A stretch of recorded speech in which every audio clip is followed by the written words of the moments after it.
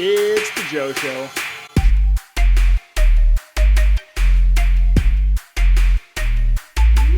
It's the Joe Show with me, Joe. This is the show where I read an article a day, keep my stupid away. You learn something, I learn something, we all grow. So today's article is entitled The Art and Practice of Mental Aikido. A primer in working with the energy fields around you. Mental Aikido? What? If you aren't familiar with it, Aikido is a Japanese martial art that uses your opponent's energy against themselves. So if they're coming at you, you're able to take their motion, their force, redirect it, and flip them over. Let's find out what is mental Aikido. Aikido. The Japanese word came to me as a young man stood outside my car door. He just rammed into the back of my car and he was pissed. You just slammed on the brake, dickhead. A flaming red flush crept down his cheeks and into his thick neck. Body language aggressive and invasive. Sleeveless t-shirt, biceps, and a buzz cut. He intended to come right up to my face. Heavy rain, a traffic light recently turned red, and my decision to stop at the line brought us together. He wanted to beat the light. I didn't. We met in an abrupt tangle of bumpers, broken plastic, and skid marks. How could you just stop like that, you f***ing asshole? He stamped toward me, jawline hard, fists clenched. Rain turned the shoulders of his Gold's Gym t-shirt dark brown. I checked the door locks. A quick click reassured me he couldn't get in. Look at my car, dude. Just look at what you made me do. I'm f***ing late for work. Horns honked from behind. I glanced into my rear view mirror. Cars were piling up. 2 or 3 cars over, someone leaned on their horn. Honk! Dude, get the fuck out and give me your insurance. No way I would set foot out of my car. The man was huge, and given his vocabulary, dialogue would not be his choice for dispute resolution. Now he was at my door. Give me the damn insurance. I looked him in the eye and tried a technique from Vadim Zeland's book, Reality Transurfing. I would diffuse his focused energy by meeting it with an energy of a different frequency. His strong, incendiary negative, I would be soft, calming, and positive. Funny how that sounded exactly like Aikido to me. Instead of physical redirection of energy, this was done mentally. Would it work? Yes, sir. I leaned over to my glove compartment. I have it right here. Could you help me find it? Huh? The stranger looked confused. He had a mental script of how this interaction would go. This wasn't it. I have it here, sir, but if you help me, we can get it much quicker. I know you have to get to work. Let's fix this. Will you help me find it? I let the window all the way down. Or we could pull over to the shoulder. Folks behind are getting upset. As I spoke to him, I deliberately reached within myself. I looked for the tiniest of energies, for gratitude, that I woke up above ground yet another day. For having a car, a fender, even a broken one. For the blessing of rain, for the chance to live to see grandchildren. For having a family, a life at home. I gathered the emotions within me and quietly, invisibly, I transmitted them to my large friend. He didn't know it just yet, but he was in the middle of a tsunami of good vibes. Good wishes for his future, and yes, even what love I could find for a random stranger on a rainy day. Dude, I'm not gonna help you find shit. He looked back at his car, but the look in his eyes changed. The hot glare burned lower. Okay, sir. I'll pull over. Meet me on the shoulder. We can sort this out. Let the insurance companies fight, right? My car, dude. He was losing steam. I could see him deflate. His volume went down by half. Don't let a fender bender ruin your day, friend. Your car will be fine. Besides, no one got hurt, right? Right, he said. That was when I knew the fire had gone out of him. Now he was just a man with a minor fender bender.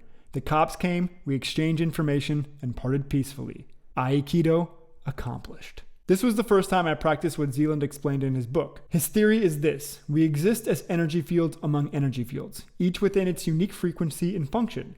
Our individual resonant frequency can harmonize with the energy fields around us, or they can be partially or entirely out of sync with them. So this is actually interesting. I tell my friends this all the time, but I have always had this innate ability to kind of feel the energy coming off of people, and also feel when my energy changes someone else's energy. And this is the first time I've actually seen it explained as an effect. I'll have to look into the book from Zealand, but this is something that I've kind of noticed and haven't been able to explain, so I'm glad to and kind of encouraged to see other people also feel this. If you're someone who actually feels energy fields, comment on it below and let me know kind of how you experience this. The first rule of mental Aikido: recognize there are energy fields around you. They need your energy. To take it, they will try to attune you to their frequency. Zealand uses political parties as an example. We join, give them our attention, and follow their rules. They grow as a result, keep us within their folds, and attune their frequencies to harmonize with their own resonant frequencies. We become part of the party's energy field. It would seem all earthly constructs embrace an energy component, a dimension in which human participation enables it to continue. Once human attention and interaction ceases, the entity disappears. Think like video cassette tapes or bell-bottom pants, both of which don't receive much energy nowadays. I don't see too many guys walking around with bell-bottom pants, but I do see some really cool music labels releasing cassettes as like a throwback, dope, cool thing to do. So they're getting some energy still to this day. The second rule of mental Aikido: energy fields require your participation. They will always take your energy, but you get to choose which energy fields you interact with. Continuing with political parties, what happens when a member of a political party no longer believes its principles? Now the individual's frequency no longer harmonizes with that of the political party, and she is cast out. Even after she has been cast out of her political party, if she continues to disagree with their tenets, publicly or privately, what then? By her directed attention, she still gives the entity what it needs: energy. Whether positive or negative, the entity willingly accepts impulses directed at it. You can't win energy battles by giving your energy away. Your choices are simple. You can either ignore the entity and no longer play its game, or if you cannot avoid it, give it opposite energy to neutralize its attempt to hijack your frequency. To be honest, I didn't know if Vadam's theory of energy fields made any sense. I mean, come on, really? But at that moment on the rainy day on the 415, I sidestepped what could have been a very physical encounter. I'm not complaining. It certainly seems life proceeds out of the interactions of forces around us that wish to push or pull us in their desired directions. To consciously decide which direction you wish to go, it makes sense to analyze them. On one hand, you can reduce or eliminate your interactions with energy vampires, whilst on the other, deliberately make choices to give energy to entities amicable with your progress. Let's say you're a writer and you want to write. Why give energy to any entity that cares nothing about your dreams? Identify these entities. Could be something like social media, the endless video feed on YouTube. Endless video feed on YouTube? You better watch all my videos is what I'm telling you. I'm going to energy suck you off right now. These steal more than your time. They steal your life force away. Worse, they delay your progress. I promise I'm not stealing your life force away, and I'm trying to help you progress, my friend. There's a better way.